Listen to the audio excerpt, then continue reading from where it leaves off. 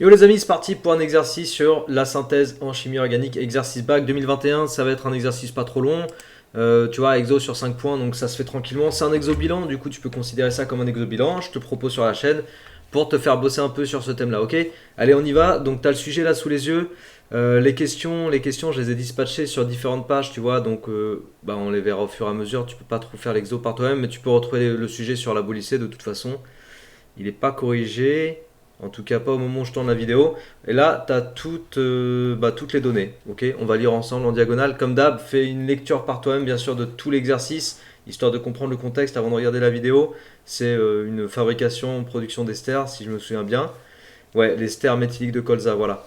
Et puis également, comme d'habitude, si tu n'es toujours pas abonné à cette chaîne, je t'invite à t'abonner, bien sûr. Un petit bouton en bas à droite, tu cliques dessus, ça y est, c'est fait. Tu as toutes les notifs et ça participe à faire connaître mon travail.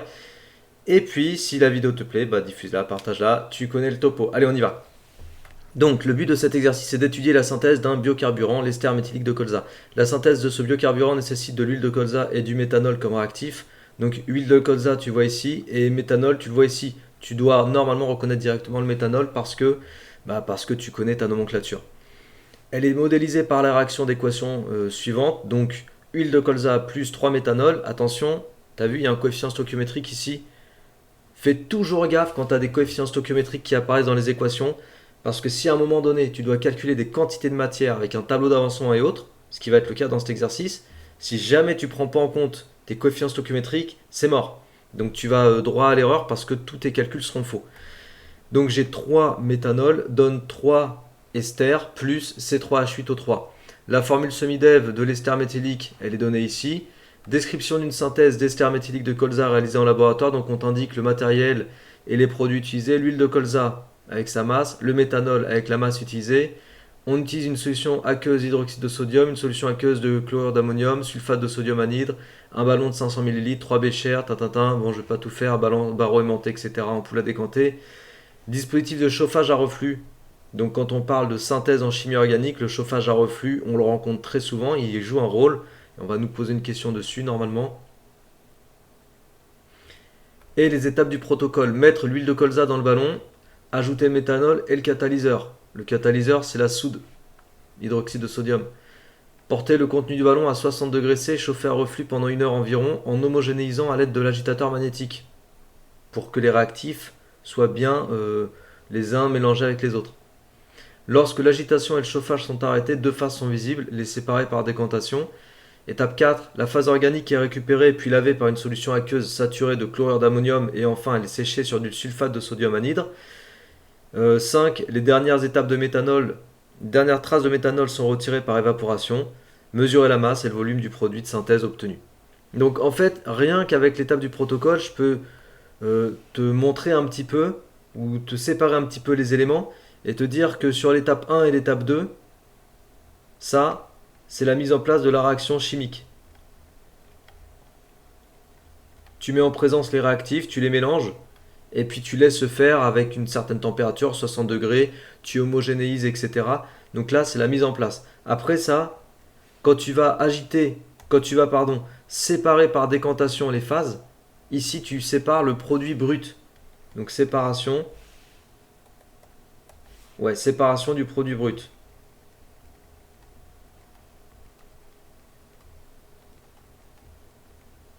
Ok. Ensuite, sur les phases 4 et 5, tu as vu, c'est des phases où tu vas purifier le produit brut. Donc tu vas aller vers le produit purifié. Donc purification du produit brut. Purification du produit. En enlevant les traces de tout ce dont tu n'as pas besoin dans ton produit final. Et puis l'étape 6 du protocole, donc ça, purification du produit, c'est 4 et 5, ouais. 4 et 5. Séparation du produit, c'est l'étape 3. Et puis la réaction chimique, c'est l'étape 1, où tu mélanges les réactifs, et l'étape 2. Donc voilà, tu as 1, 2, 3, 4, 5. Et l'étape 6, elle correspond à quoi? Elle correspond à la vérification. Vérification du produit, puisque tu vas mesurer la masse et le volume, donc tu vas pouvoir obtenir une masse volumique. Une masse volumique, c'est un caractère d'une espèce chimique en particulier. C'est-à-dire que si tu connais la masse volumique théorique, tu vas pouvoir te comparer à la masse volumique obtenue. Donc on va pouvoir vérifier la pureté du produit. C'est d'ailleurs ce qu'on va nous demander de faire, si je me souviens bien, parce qu'on te donne ici la masse du produit, tu as vu, masse volumique du produit synthétisé 0,880 grammes par millilitre. Donc on a la masse volumique de référence. Donc quand tu vérifies ta masse volumique à la fin, c'est une façon de vérifier que ton produit il est suffisamment pur. Vérification du produit et rendement, tu vois, on calculera le rendement à la fin. Enfin, on peut calculer le rendement à partir du moment où on a les masses et la masse théorique, la masse réelle obtenue, et on peut calculer si la masse théorique, on peut calculer le rendement comme ça. Ok. Voilà, donc rien qu'à la lecture du sujet, tu as vu, il y a plein d'informations à prendre déjà. Donc si tu es du genre d'élève à te lancer directement dans les questions sans lire cette partie-là, c'est dangereux, je te le déconseille. Point de vue méthode, faut pas faire ça. Et puis on n'a même pas fini parce qu'on a les données. Les masses molaires, on les connaît pour carbone, hydrogène, oxygène. On va en avoir besoin du coup s'ils nous les donnent. Masse molaire moléculaire, donc là c'est directement pour le méthanol, pour l'huile de colza, on a les valeurs. Et la masse volumique de l'ester méthylique de colza, ouais c'est ça, ester méthylique de colza, comme on a dit, 0,880 grammes par millilitre. Ok. J'ai presque, j'ai presque envie de prendre ça là et d'augmenter sa taille.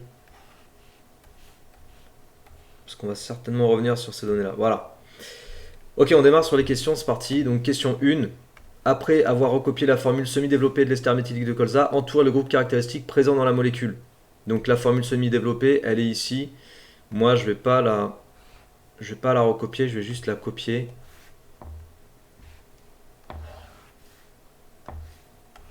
Yep. Voilà. Donc je suis sur la question 1. On me demande d'entourer le groupe caractéristique présent dans la molécule. Le groupe caractéristique, il est ici, et c'est le groupe ester. Déterminer la masse molaire moléculaire de l'ester méthylique de colza. Alors l'ester, je vais le noter grand E, ça sera la lettre E, et donc la masse molaire moléculaire de E, c'est quoi? Eh bien je vais compter les atomes, il y a 17 carbone, 18, 19, donc c'est 19 fois la masse molaire du carbone, plus j'ai combien d'hydrogène? J'en ai 31, plus 3, ça fait 34. Là, j'ai pas d'hydrogène puisque j'ai déjà mes 4 liaisons. Donc 34 hydrogènes, donc 34 fois la masse molaire de l'hydrogène, plus, et les oxygènes, j'en ai 1, 2, c'est tout. Donc 2 fois la masse molaire de l'oxygène. Donc après, dans les données, on te donnait les masses molaires moléculaires atomiques. Donc 19 fois 12 plus 34 fois 1 plus 2 fois 16. Ça nous fait 19 fois 12 plus 34 plus 2 fois 16. 294 grammes par mol pour l'unité. Ok. Donc on en aura certainement besoin. On l'encadre et on l'imprime dans sa tête. Question 1, question 2, c'est fait. Check, check. On passe à la question suivante, question 3. Analyse du protocole de synthèse. On a déjà fait une pré-analyse. T'as vu? Dans la lecture de l'énoncé, j'ai fait une pré-analyse.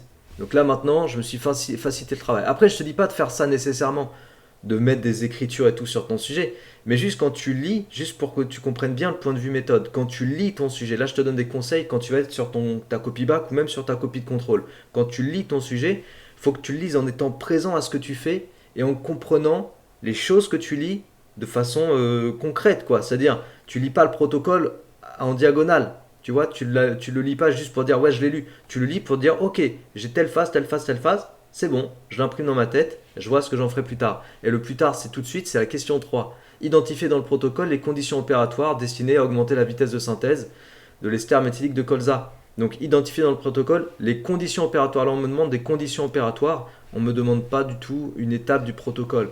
Donc augmenter la vitesse de synthèse de l'ester méthylique de colza, il y a deux choses qu'on a vues quand on a lu, c'est qu'on nous parle de catalyseur et c'est qu'on nous parle de chauffage à 60 degrés pendant 1 heure. On sait que la température est un facteur cinétique et on sait que le catalyseur joue un rôle dans la cinétique chimique. Donc clairement, je ne vais pas faire de phrase, je vais juste écrire ici chauffage à reflux 60 degrés C. Donc température égale facteur cinétique et puis présence du catalyseur. Présence d'un catalyseur. Je fais pas de phrase, hein. Après tu pourrais faire une belle phrase pour répondre à la question 3. Mais en gros, c'est les deux éléments pour moi qu'il faut identifier pour la question 3. Question 4. Identifier dans le protocole de synthèse les étapes correspondant à la transformation des réactifs et à la séparation du produit. Donc transformation des réactifs.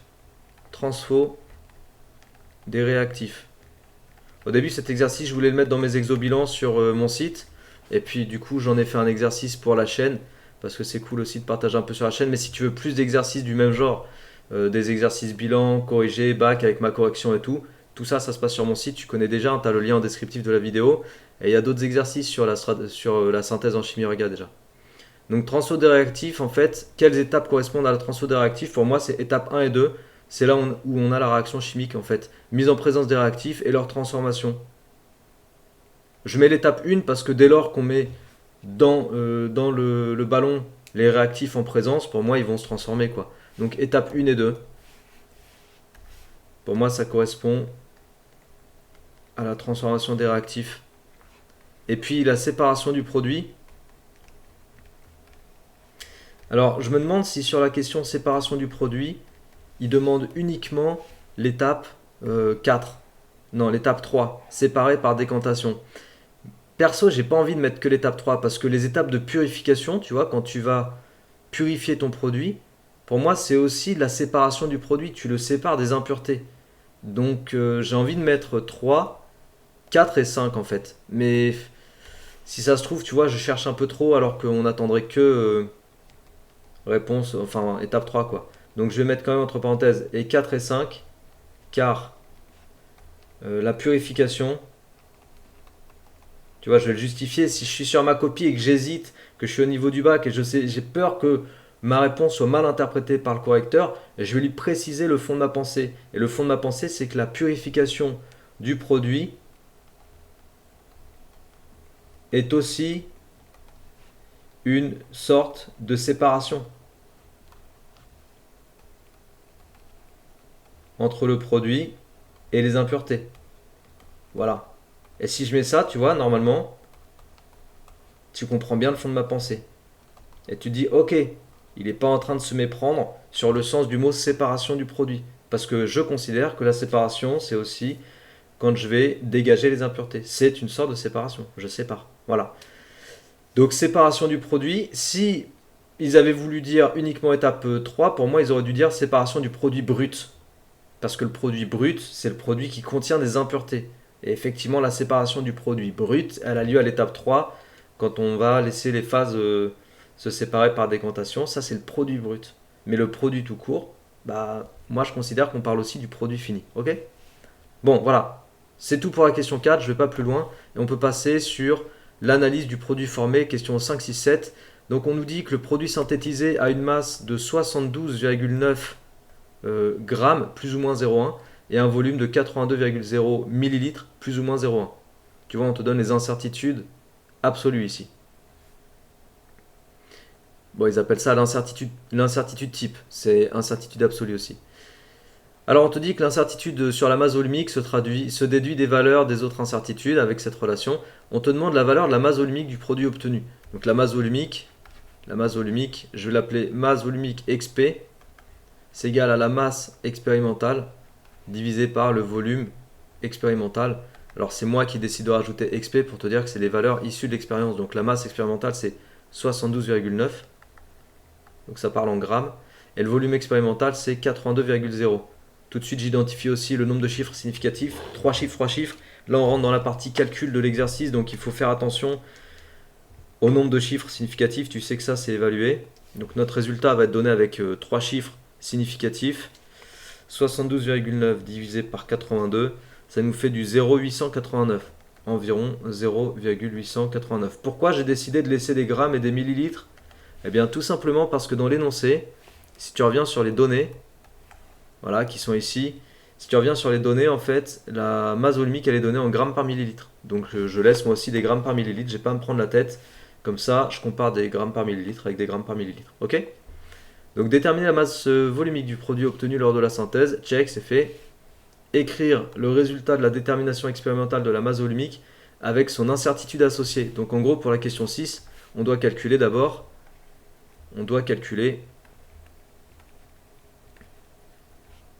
euro, l'incertitude type ou l'incertitude absolue sur la masse volumique. Donc euro, d'après la formule qu'ils m'ont donnée ici, quand j'isole euro, je vais avoir ρ fois racine carrée de um sur m au carré. Ça, c'est une formule aussi que tu rencontres beaucoup dans les exercices de physique-chimie. Donc normalement, tu ne dois pas être surpris par cette formule. Je ne sais pas si je l'ai déjà dit dans d'autres vidéos, mais on va le redire ici.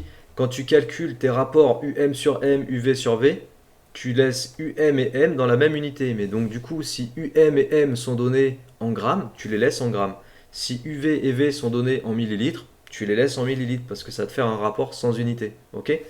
Donc si tu veux faire l'application numérique, ρ, on a trouvé 0,889. On prend bien sûr la valeur expérimentale, hein, bien sûr, pas la valeur théorique de référence. c'est 0,1. Sur m, 72,9. T'as bien compris, ici je vais chercher mes valeurs là. Le plus ou moins 0,1, ça c'est l'incertitude type, ça c'est l'incertitude absolue. Donc il faut que j'interprète que ce plus ou moins 0,1, ça désigne et ce plus ou moins 0,1 là, ça désigne Ça, il faut que tu le lises comme ça quand tu lis l'énoncé. Donc UV est 0,1 sur 82,0 au carré. Allez, on fait le calcul de ça. Donc 0,889 multiplié par racine carrée. Racine carrée de quoi? De 0,1 sur 72,9 au carré plus 0,1 sur 82 au carré. Ok, donc là en fait, tu as vu, pour 0,1, j'ai qu'un chiffre significatif.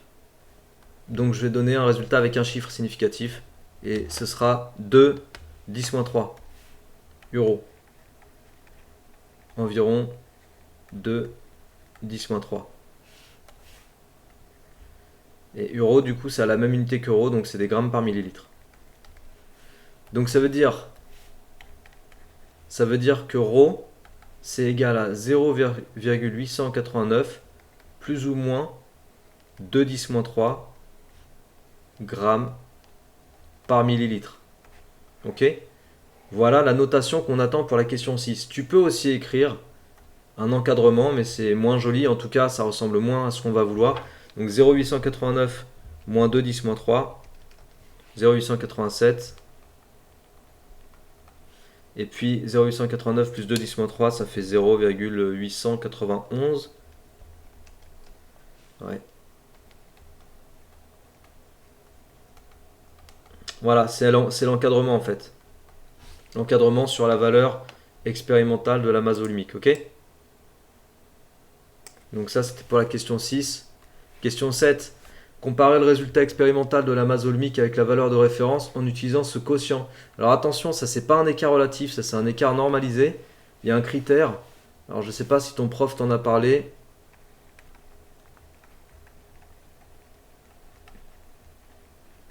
Il y a un critère en fait pour utiliser l'écart normalisé, c'est qu'il doit être inférieur à 2. Pour dire que la précision est correcte.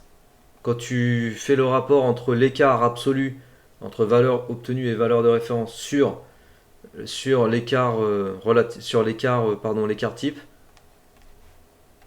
enfin ce que j'ai appelé l'écart absolu, en fait c'est pas trop un écart absolu, c'est la différence entre la valeur expérimentale et la valeur théorique. Quand tu fais le quotient de ça par l'écart type, tu obtiens un écart normalisé. Ok? Donc là en fait ça va me faire tout simplement 0,889 moins 0,880, ça c'était la valeur donnée 0,880 dans les données de l'exercice.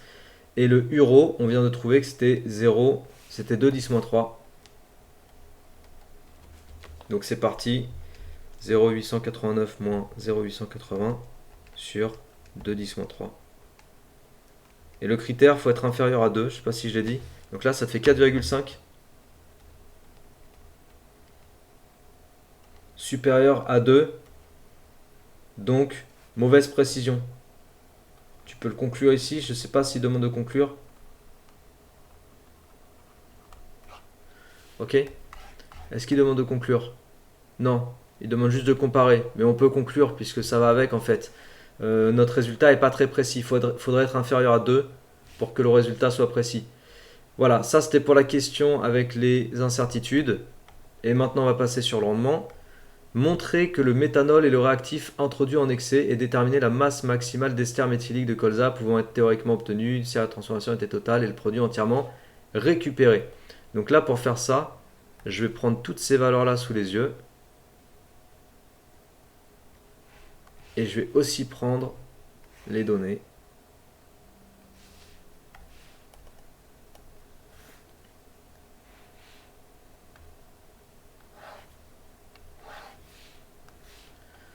Hop, hop.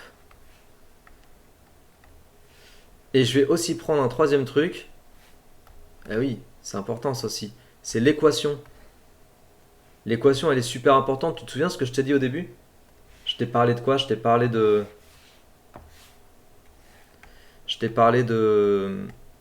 des coefficients stoichiométriques. On va absolument avoir besoin des coefficients stoichiométriques. Et si tu les prends pas en compte, bah tu plantes la fin de ton exercice, c'est-à-dire question 9 et question 10. Ok? Donc les coefficients stoichiométriques, c'est surtout lui là qui va m'importer pour le méthanol. Et celui de l'ester aussi. Bon bref, donc question 9.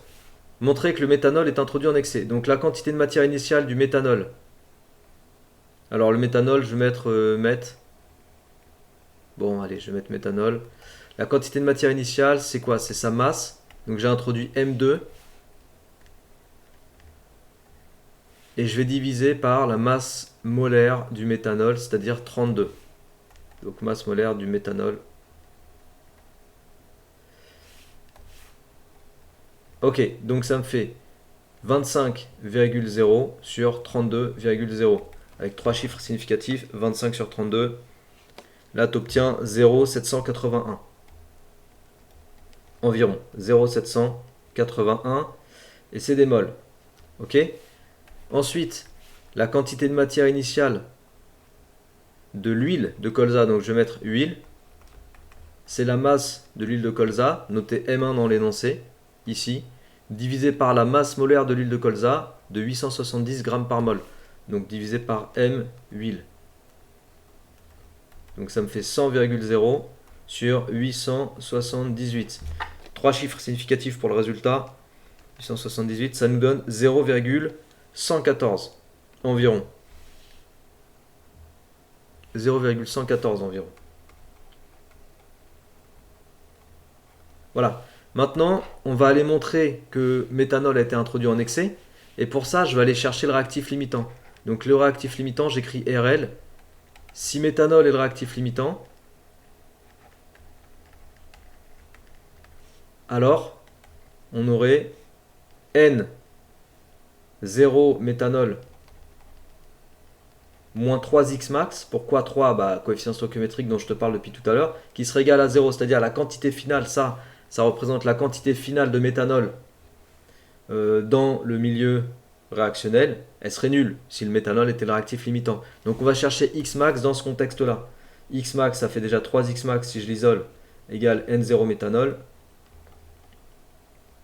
c'est-à-dire x max, qui serait égal à N0 divisé par 3.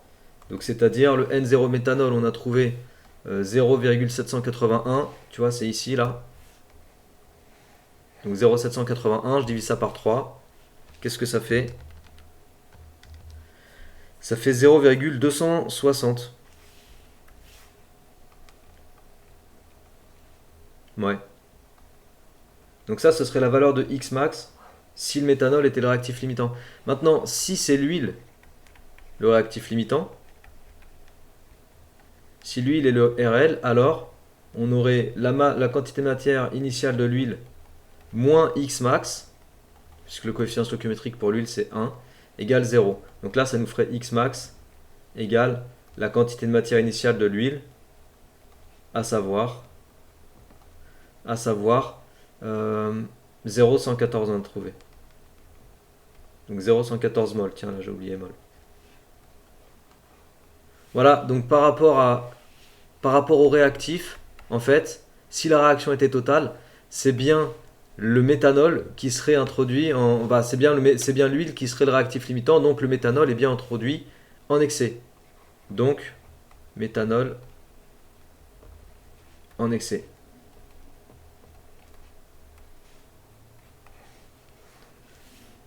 Je vais conclure ici en disant que 0,114 est plus petit que 0,260. Donc, huile serait le réactif limitant. Donc, ce serait bien le méthanol qui serait introduit en excès. Ok? Donc, en faisant ça, c'est intéressant parce que du coup, j'ai déjà partiellement répondu à la suite de la question. Déterminer la masse maximale d'ester méthylique pouvant être théoriquement obtenue si la transformation est totale et que le produit est entièrement récupéré. Donc ça, je vais continuer avec le Xmax. On aurait aussi, théoriquement, la quantité de matière théorique d'ester qui serait égale à 3x max. Encore cette histoire de coefficient stoichiométrique. Ça fait 4 fois, 5 fois ou 10 fois que je t'en parle. Il faut vraiment être vigilant là-dessus. Ça veut dire que la masse théorique de l'ester, ce serait égal à la quantité de matière théorique multipliée par la masse molaire de l'ester, tiens, qu'on a calculé tout à l'heure. Tu te souviens? Je crois que c'est la première question ou la deuxième. Donc ça ferait 3x max fois la masse de l'ester. Ok? Bon, on va calculer ça. Donc x max, on l'a calculé, ça fait 0,114. C'est cool. On l'a ici. Et puis, la masse de l'ester, je crois que c'était 294, non? Je retourne voir. 294 grammes par mol. Ouais. On fait le calcul. 3 fois 0,114 fois 294. Ça te fait 100,5 environ. Alors combien on met de chiffres? 3 chiffres. Donc ça fait 101. 101 grammes. Ça, ce serait la masse théorique d'ester. 101 grammes. Ok? Tac. Alors, c'est quoi la question suivante? Ça va être déterminer puis calculer le rendement de cette synthèse. On récupérait 101 grammes au maximum si tout était récupéré. Et en vrai, on a récupéré 72. C'était dit ici. 72,9. 72,9. Donc, le rendement pour la question 10, on va faire ça là. Question 10. Le rendement de la synthèse, tu peux le définir comme le rapport des masses ou le rapport des quantités de matière ou le rapport des volumes. Donc c'est la masse expérimentale sur la masse théorique d'ester. Voilà, donc la masse expérimentale 72,9 et la masse maximale théorique, on vient de calculer 101. Donc 72,9 sur 101, ça te donne 0, on garde 3 chiffres aussi, ça fait 72,2, environ 0,722. Donc ça fait un rendement de 72,2% de rendement environ. Et voilà. Donc ça conclut l'exercice, je pense qu'on a tout fait. J'espère que ça t'a plu, que tu as pu travailler un petit peu des choses qui sont peut-être pour toi difficiles ou pas. Prends bien en compte les conseils de méthodo que je t'ai donnés, je pense que c'est super méga important. Si les exercices de ce type-là te plaisent, encore une fois, tu as les exobilans sur mon site, tu as aussi des fiches synthèse si tu as besoin d'avoir un visuel clair, net, précis du cours. Et puis voilà, entraîne-toi vraiment sur ce genre d'exo si tu veux avoir un bon niveau et être préparé aux vraies questions qui synthétisent, c'est le cas de le dire, plusieurs chapitres de l'année ou autre. C'est vraiment ce genre d'exo qu'il faut faire, c'est pas les petits exercices de début de chapitre, ok? Allez, je pense que tu as bien compris tout ça, du coup travaille bien, motive-toi bien et je te dis à très bientôt, ciao!